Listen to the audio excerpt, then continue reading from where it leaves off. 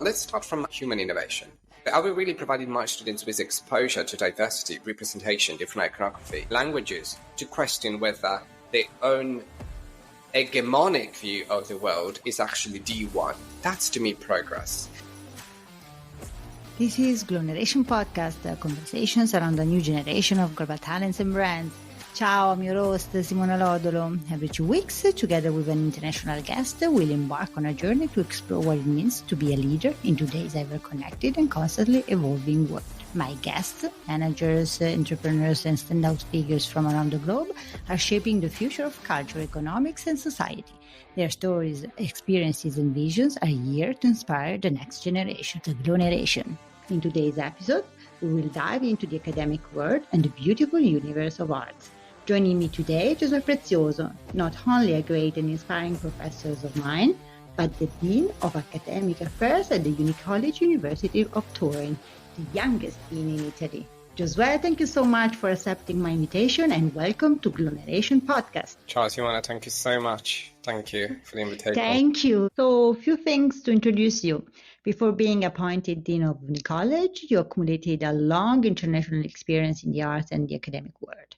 You began your journey in New York, then continued at the John Cabot University, the first American university in Europe, where you got your bachelor in art history. Then you went to the prestigious Christie's in London and earned a master in art, law, and business. Completed your PhD at the University of Reading, while specializing in education leadership at the Harvard Graduate School of Education. You hold classes for some of the most prestigious international organizations, such as the Universidad Rey Juan Carlos in Madrid, the University of South Florida, and the Rome Business School, where I had the luck and honor to meet you. And you even hold classes at the Italian Parliament. Your incredible journey brought you to being featured in Forbes 30 Under 30 in Italy in the education category. And finally, not to feel bored, you've wrote quite many books. Yeah, I'm so honored and flattered, honestly. I had completely forgotten all these achievements, so thank you so much. There are so many, really. I mean, it took me minutes to read everything you did. But I want to dive in starting from the very beginning. So I want to ask you, where did you grow up? And if this somehow shaped what you became? Yeah, so once again, I'm really flattered, honestly. This bio is like the best bio I've ever received in my whole life. And I got some interviews in the past, so thank you so much for gathering all this information for me. It was a kind of a little journey throughout my life, so thank you.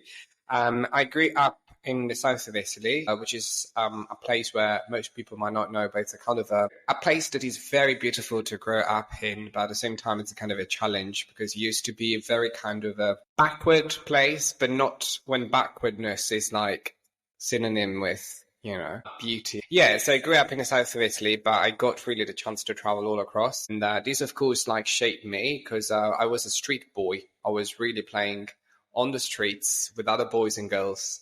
And this somehow gave me some sort of skills and street smartness. I hope and suppose it's not just academic smartness, if that is actually proven I have. And so, yeah, that I think gave me some sort of executive and hands-on practice-based skills in life that I think turned out to be useful anyways. So, yeah, it's not really part of my academic journey, but for sure that helped.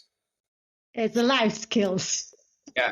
As an Italian, I also grew up in a small village, and I think it's kind of a street school for life. Yeah, well, I have to confess that, you know, I have been seeing lots of changes throughout these years because once upon a time, it really was like one of those villages. You know, villages sometimes have a sort of a bad demonization internationally because when you talk about village, somehow you come across as a villager or a person who had less possibilities. The world is made up of villages. If you count the number of, like, just consider Italy. Italy is a tiny country and we have almost 8,000 villages.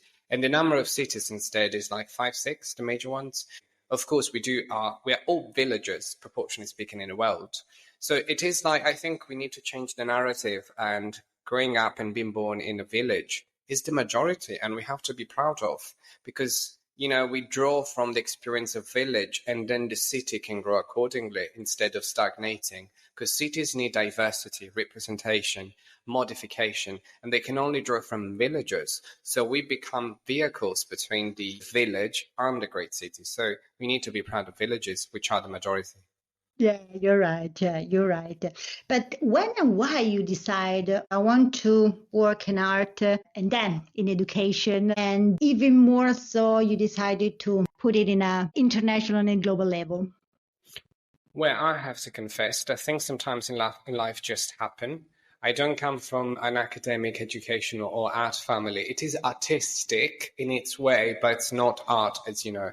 We might be used to, saying I come from an art family. So art was in the kind of the ecosystem of my family, but they've never kind of pursued a specific career in the art world. So it was a kind of encounter, a kind of spontaneous, I have to say. I didn't have any specific training. I was just like studying, and then I came across art.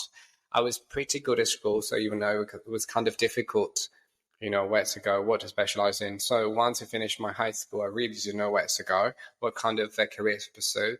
And art, just happened to be. And I think sometimes really things just happen to be. But if you think every day things happen, but then there's something that hits you and says, hey, you can't let me go. And art was like one of those encounters. So it hits me. And I said, I think it resonates with me. And I just pursue it. And then the international was because English was in my family already because of personal experiences we had with my family. So, I said, instead of just like being in Italy, I wasn't really satisfied with the Italian context in terms of the educational scenario I had. So as English was my first language, I said, why can't I go abroad and pursue an international educational title? And then I started off in New York, as you put correctly before. And then after New York, I moved to John Cabot because I found out it was this American university in Rome. And, to me, there was a kind of a perfect bridge because on one hand, you had the American educational system, which I loved, but in Rome for the art world. So it was really the perfect duo. And then I moved to the US again, UMass Boston, and I continued and then moved back. So it was a lot of a ping-ponging. So, the internationality was because there was the English. And then when I moved to the States, I really found a context that I thought was really beautiful for me to pursue, and I embraced it. It's quite unique, especially for what we said, coming from a small town. I mean, if you come from Milan or Rome, you're more keen or seem to be. But from small villages, you tend to be, okay, comfort zone. I love my food. I love my places. I have my friends, my family. So it's quite quite a choice, the one of, living and moving so much. So in one of your books, Storie dell'arte, Art History, you start the book writing, asking questions to your reader. You have 7 seconds to write the names of the first 3 artists who come to your mind. So I want to ask you, you have 7 seconds to mention 3 personality traits about yourself that helped you in pursuing your career. Wow. Okay. That's so unexpected, I have to confess. So 3 personal traits in order to pursue my career. You mean in the art world or as a dean of a university, I think? Well, they are both part of you, so that's really up to you. So let me start with the job I have. I'm currently working on, which is the leadership of a university. I think that the first trait you need to have is patience. Why? Eventually, at least the way I interpret this job, you deal with students who will be the future generation of leaders. And if you really want to pursue this job, I think sometimes you really think of these students as kind of your sons and daughters and kids. I don't want to just kind of be very fathery in this regard, but, I think eventually, if you really want to put your ego aside and you just want to say, I want to build a kind of an academic community for them to really blossom in the future, you need to be patient because it takes so much time for the university to change. It takes so much patience for things to happen. Think of a double degree program or think of an exchange program or think of whatever it takes for a university to really blossom internationally. It takes time for your students to learn. It takes time for your colleagues to understand. When you want to trigger a change, patience is the key because, you might have it very clear in mind. Sometimes it may be also the wrong intuition and you need to wait and understand and monitor over time. So patience is the key. And the second, I would say, sustainability. Sustainability saying sometimes we might think that education is open to for everyone, to everyone and everybody. That's not the truth.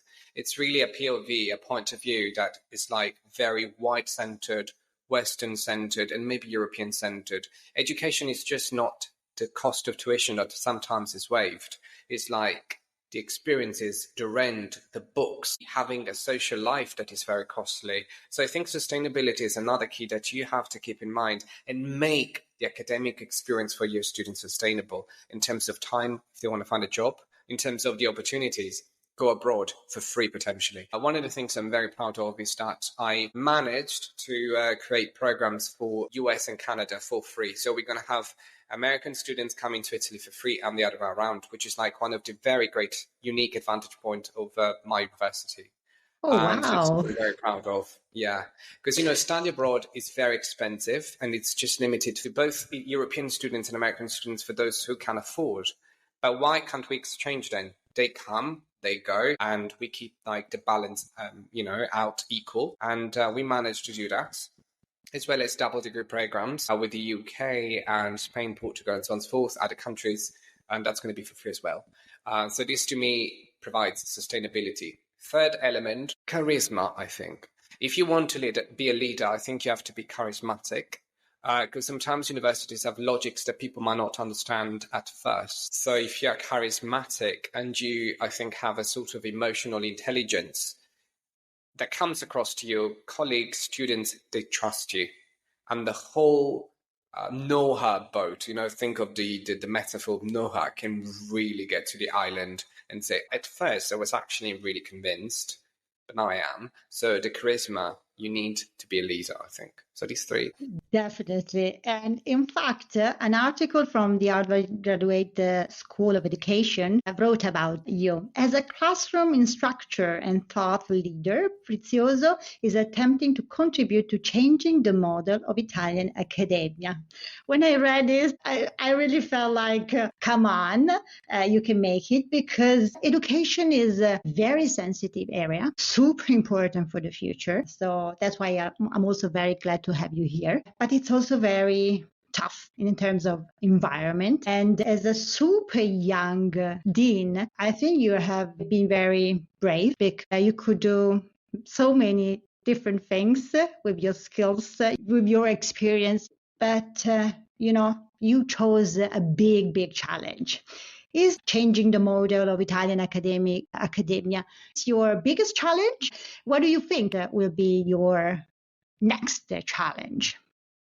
Well, first of all, I had forgotten that Harvard had written about me. That was, thank you so much. I really needed a bit of an ego boost, especially at the end of the academic year. So thank you. And, sometimes those lines can help you understand why you still like pursuing a career in this app. They really boost your motivation. So thank you for the citation. I had completely forgotten.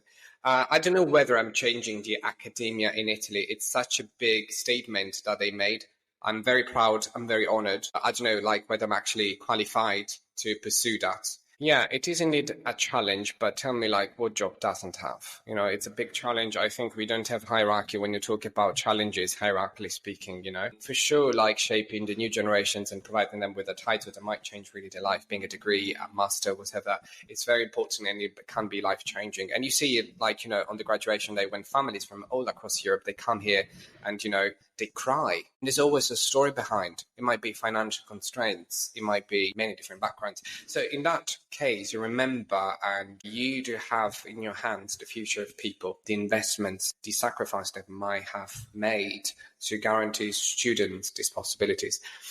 So I don't think I can really empathize with the great honor Harvard gave me when they wrote this article about me. For sure, when you were talking about courage, I had the courage to talk about my intersectionality. I'm young, and youth and age are very important variable when you talk about your own job, because in the world, this might be not very true for other parts of the world, but Italy and Europe in general, they provide that in order to be good in the academic world, you must be old. And trust me, on an everyday life basis, let me just tell you, once I was appointed professor at a university, and I completely forgot, because I was used to the British way of writing CVs, to insert my date of birth. So, from my educational point of view, I was okay. But when they saw my face, it looked young to them. And they said, that's not possible. You were hired. I said, why? Because you're too young. And they told me. There was no even the cultural filter. You see what I mean? And this, to me, coming from the Anglo-American world, was a kind of course, was a discrimination on the basis of age. Ageism is never really considered within the intersectionality. And then my sexual orientation, I'm openly gay. And this might sound as, okay, who cares? Well, the academic world hasn't really vocalized the importance of sexual orientation. And, ever since I've come out, of course, this is not an everyday life manifesto. I just did it like publicly because I was asked. And I thought, also the academic world needed to do that. Because if you do have a professor who's free and calm, you might come out. And as a result of this, I have to confess that I was taken as a point of reference from many students. And I can also tell you that the titles of degrees and dissertations, they focus more on the world of, even the freedom of writing. Because if you can be understood, that's very important. So I don't know whether I'm really actually changing the Italian academia. But I'm a boy who is like a first generation grad. My family never pursued a degree. They have secondary school. So I'm one of those people that can really witness if you want to do that. So let's not give for granted, as I was saying before, education is not for free. But also, when I completed my studies, I thought that it was an element of pride for me to say, I don't come from a family of academics, nor from a rich family. This is important because when I was a child and I was gay from the South, no education around, I just wanted to be a professor, but for me it felt like impossible. The social ladder was so impossible to climb that I couldn't picture myself being one of those people. So when I saw my picture on Harvard or Forbes, I had a kind of an element of the imposter syndrome. It really started me because honestly, I couldn't empathize. I wasn't trained or raised I could do that. That's why I thought now I'm in this position, I need to set a precedent for all, even one student. I don't care. That's why it might not be important, like coming out as a gay dean, a young gay dean, a young gay dean, first generation grad. But to me, it completely changed the narrative. And honestly, other people, students, candidates came and they asked me, like you're asking today, how did you do that? So if that is a question, means there is a problem and issue to be solved. And I really hope that my story, which is not easy to share, because, it's much easier to just say, I'm doctor, I am dean. Right. Getting into the intimacy of it, it's not because of egoistic points. It's because you really, at least as far as I'm concerned, it's because I really want to set a precedent. And I know some people might be annoyed, but I think minorities, at least in Italy, still need precedents, stories and narratives that can set precedents for minorities, especially mine. Wow. Honestly, being in US where every day I read about diversity, inclusivity, but sometimes it's something that you read about, but then you go on the street and not always you have the feeling that it's something that is part of the reality. So I can only imagine in Italy, as an Italian, I know, America is much more far ahead in this concern. So I think your braveness is for sure very inspiring for many young people. Talking about inspirations, anyone that particularly you see as a mentor? Yeah. This is one of the questions that I ask to my students as an icebreaker. Tell me, like, the first leader that comes to your mind. And it is so interesting. And this also somehow talks about the question I ask in my own book. Tell me the name of the first 3 artists that come to your mind. And one of the things I realize when we talk about leadership, that we tend to talk about people we don't even know. We talk about Obama, Gandhi, whatever.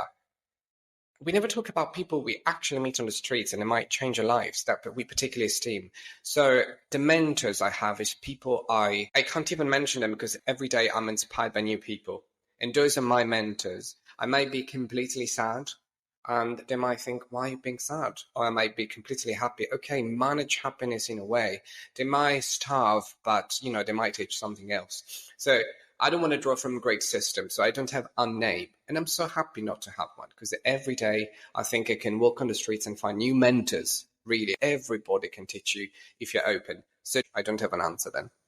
I will take a note and I will make it somehow mine because sometimes, you think too much, a big one. You have a big pictures, but then you feel it's unreachable. It's too far away. You forget to see who is really close to you, who could be really an example.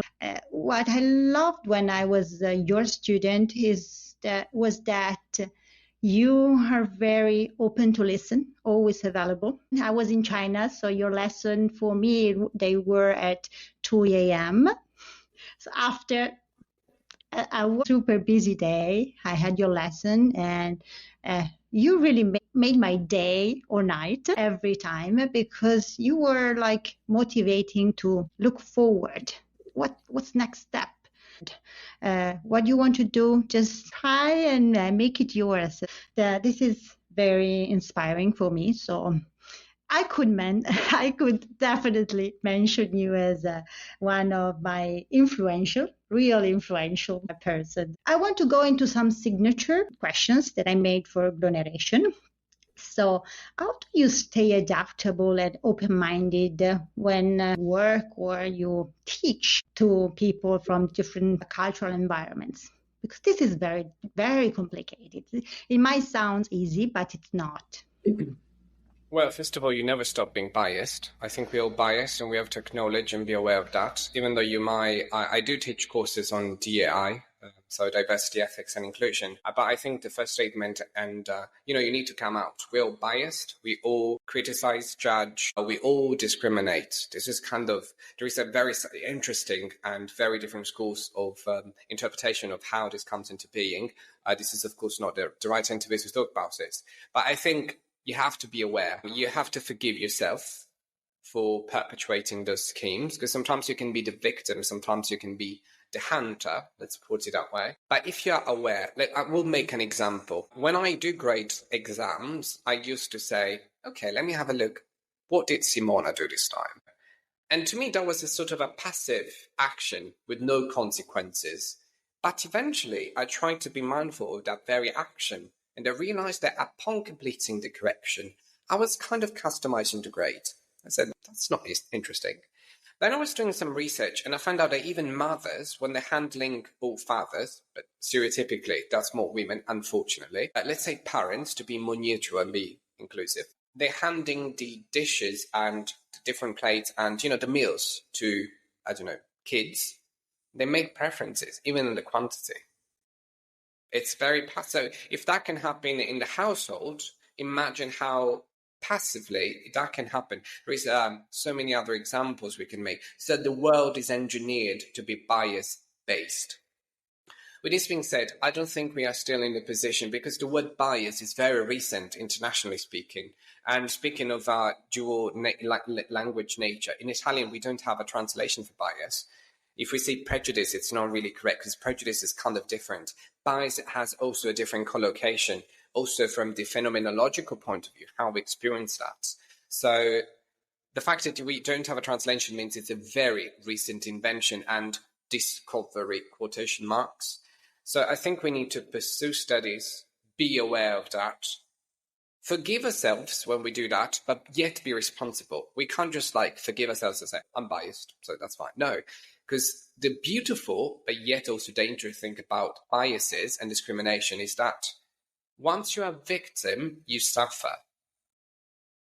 Once you are the killer or the hunter, as I was saying before, you feel kind of the taste of that. But thank God, there's a kind of a virtuous nature in biases that is very reciprocal. So one day you can be the hunter, the other day you can be the victim. So I think if you remember how it feels when you experience from the point of view of the victim, well, I think you're learning a lot. So I don't have specific tips. I think it's still a very young, speaking of youth, a discipline.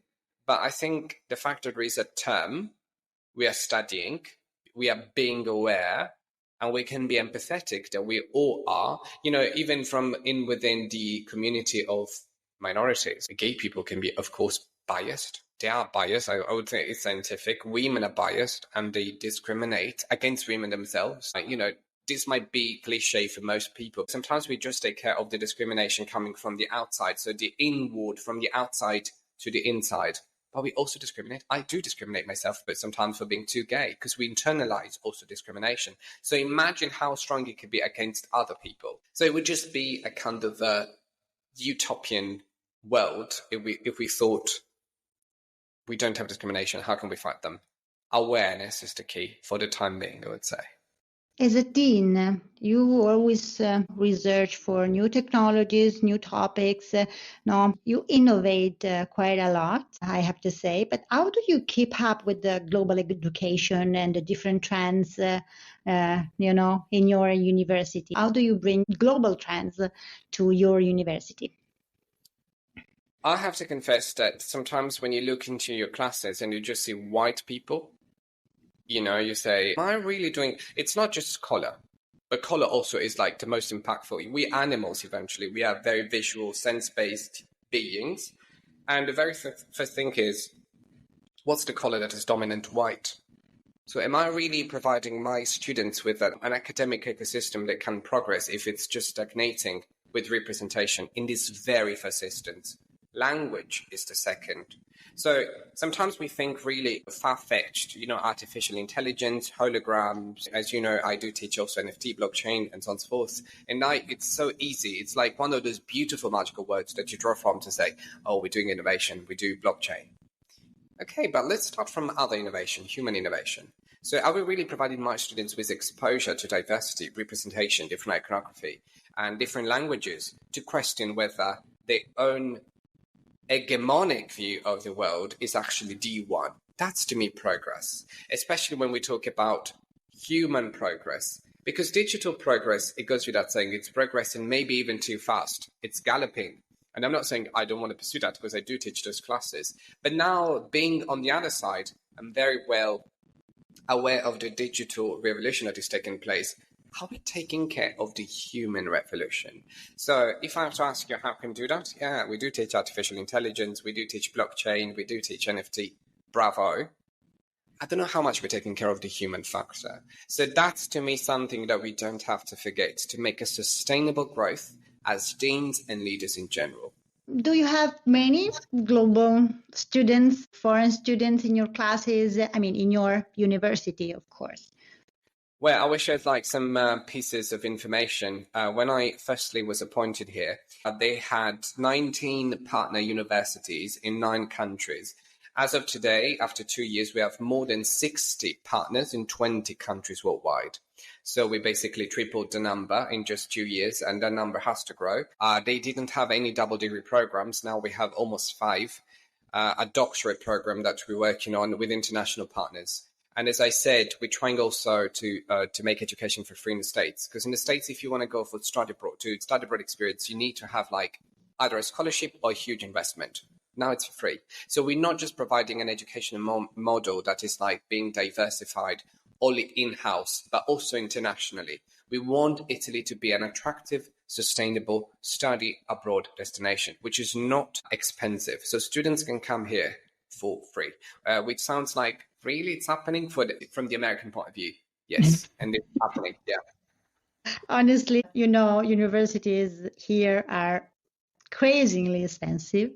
So I guess that this could be a very good attraction because honestly, of course, your university, but generally speaking, I think Italian universities are really not bad. Honestly, I come from it and pretty proud of it. Just a few more questions. Coloration is not defined by age. Yeah, while all the generation are defined by age, I decided to talk about a gloneration, so a generation that is not linked to and defined by age, but as a young person and part of this gloneration, what are the 3 recommendations that you have for this new generation of global talents? It's such a difficult question, to be honest. First of all, I think that I have a biological age that identifies me maybe as young. I don't know, but I don't know whether I am or I feel like. Because, I think even age as it's sort of internal perception. I don't think I'm in the position of providing or dispensing any suggestions. Just out of my experience, if anyone finds it inspiring, I would say, don't be ashamed of talent. Talent might just seem something beautiful, but it's such a huge responsibility. Beauty, smartness, richness. poverty. Those are all moments and possibilities, opportunities for us to improve. Even in the situation of drama, even poverty can be a drive to exacerbate talents. So I would say always celebrate whatever life scenario. God, if you believe in God, gods, if you believe in gods, or nothing the fate gave you. Of course, there are some more advantageous contexts, it goes without saying, but do celebrate. If really we are provided with a context where we have to be actively an actor, I think we have to celebrate whatever conditions we are provided, because the talent is like one of those human elements that resists despite richness or anything. Of course, richness and facilitated opportunities can give that talent or talents the possibility to blossom. But those moments of training are amazing. I experienced poverty, my dimension of poverty was very lucky from other points of view, but I had my own way of interpreting it compared to other students, to other contexts. And I'm so, to some extent, proud and honored. Now I'm in this educational context that is private. I don't forget education is something that everybody can afford. I think the scholarships that is something that in Italy do not exist, have to be invented. That education is not just done if your academic performance is good, but also if you're at home and your context makes it such. So if that doesn't happen, let's make a context here that is like more feasible for you to blossom. So that's why this is like really the kind of a suggestion I give to the new generations. Wherever context you're in, don't just say, oh, I don't have this, I don't have, I will never succeed. No, there's so much to learn from disadvantage, poverty, richness, and violence, and whatever. I am sorry for those who don't have a very advantageous context, but nevertheless, I think there's so much to learn from anything. And that will become the very competitive advantage of yours, because you're going to be the one actor who was given the opportunity to live in that context that can always change. Not always. It's easier if there are certain conditions, but I think the experience you had will make your narrative of life, whatever career you will pursue, fashion, art, tourism. Think of Guernica, for example, by Picasso. That's a tragedy of war. So, of course, he was a very well-off artist, but you talk to a universal world. Think of the photographs of or the news, whatever. We can learn from drama as well, not repeat it. So I think the teaching, or I don't know, the observation I would make to other generations is to celebrate whatever context you come from. That can turn out to be your actual competitive advantage, and you should be proud of, regardless of the richness or the advantages. Oh, the very last question is, let's suppose clone narration becomes a masterclass and you're a professor within it. What would you teach in terms of either topic or, directions? Yeah, you mentioned one of my latest books called, I would translate roughly in English, is into histories of art. Because I'm so fed up with the one history we are used to teaching and learning. I'm fed up with the one music, with the one religion. So I would teach histories of art, and I would draw from the less known kind of traditions and histories, iconographies, arts, and experiences of people. And I would honestly think of a class where I just invite the right people, not me. I would just facilitate. As a white person, I don't have really the non-conventional history not to talk about. So I want another person from another narrative to come and say, please be silent. And I would be so happy and learn. An ideal class for me is like that class where you just manage to facilitate a good environment of learning where I can be silent and learn myself. And this sometimes happens if you give voice to your students. They might come from many countries, and they might say, you might remember my classes, I ask where you come from. And I remember, because I say, oh, if you come from China, now we're talking about China, please tell us, because I'm not there. So of course you're going to bring to the table something I can't. So my ideal class would be histories of art, with me being as silent as I can be, and my students or guest speakers would be the ones holding the stage. That's my ideal class. Okay. Just a little game now to conclude. I will mention some areas or life skills, and you just need to pick whether you feel global or local in terms of each one of them. And if it's local, you can also mention something specific like Italian or anywhere else. For example, food, global or local? Very global. Education? I would like to say global, but if I said global, it means that my mission is over. So I would say local, so I keep fighting and working on it. Sport? Very local. I don't understand anything. Sorry. I really apologize. Local. Creativity? Very global. If you look at my house, it's really like the mosaic of all the experiences I've been collecting internationally.